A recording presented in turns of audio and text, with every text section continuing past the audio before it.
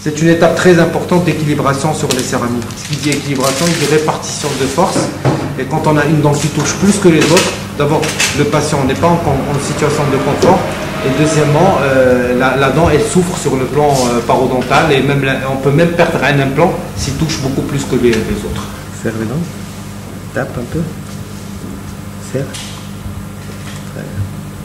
Ouvrez.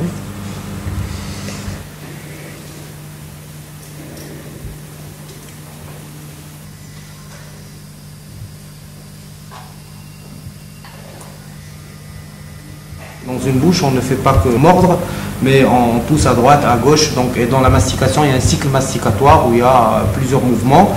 Et donc, on essaye de simuler ces mouvements pour avoir le meilleur équilibre possible. Parce que c'est très important pour la pérennité des céramiques, des dents qui sont en dessous. Et là, je suis en train de l'équilibrer en dynamique. Je lui demande de faire une propulsion, c'est-à-dire serrer les dents, glisser vers l'avant. Voilà. Il va pousser, ouvrez. Voilà, on le voit sur le papier marqueur, nous marque qu'effectivement il pousse sur les deux dents, mais beaucoup plus sur celle de droite. Donc ça peut être très très néfaste. On va essayer de l'équilibrer de telle manière à ce qu'on ait une propulsion, c'est-à-dire qu'il va glisser ses dents sur deux points bien équilibrés. Ça commence déjà à se faire.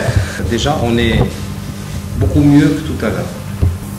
Bon, après équilibration, on peut sceller la porcelaine, mais une fois scellée, il faut recontrôler l'équilibration parce que parfois il y a des petits changements.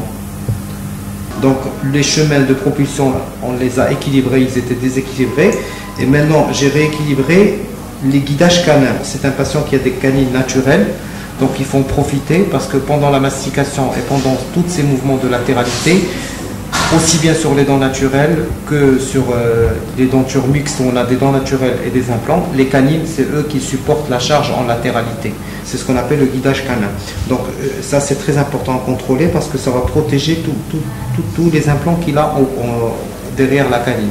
Il a un contact entre les deux canines naturelles et on a une désocclusion de tout le groupe, c'est-à-dire premier, deuxième, troisième implant. En haut, premier, deuxième, troisième et la dent naturelle. Tout est libéré.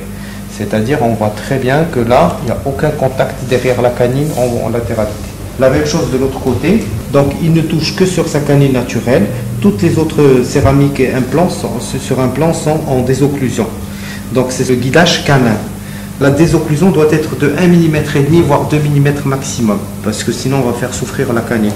Et on contrôle aussi le côté opposé serre.